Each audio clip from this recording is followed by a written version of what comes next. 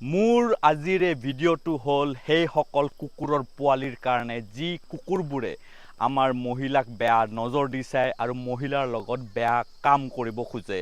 কাৰণ এতিয়া নতুন আইন আহি গৈছে ভাৰতীয় ন্যায় সংহিতা য'ত ছেকশ্যন 64 মতে যদি কোনোবা কুকুৰে আমাৰ মহিলাৰ লগত ৰেপ কৰে, ধৰকচোন কোনোবা মানুহে যদি ৰেপ কৰে আৰু তাৰ পাছত সেই মানুহজনৰ According to Section 64 of ভাৰতীয় ন্যায় সংহিতা তেওঁৰ 10 বছৰলৈকে জেল হ'ব।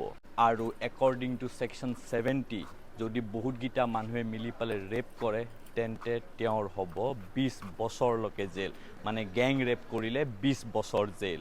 আৰু Section 66 of ভাৰতীয় ন্যায় সংহিতা যদি কোনোবা মানুহে মহিলাক ৰেপ কৰি পেলাই মাৰি পেলায় তেন্তে তেওঁৰ 20 বছৰ জেল। সেইকাৰণে কোনোবাই যদি মহিলাক বেয়া নজৰ দি চাই আছে আৰু কিবা বেয়া কাম কৰিম বুলি ভাবি আছে, প্লিজ এটা ৰিকুৱেষ্ট যে তেওঁলোকে মোৰ এইটো ভিডিঅ' আগতে চাই ল'ব যে কিমান বছৰ জেল হ'ব।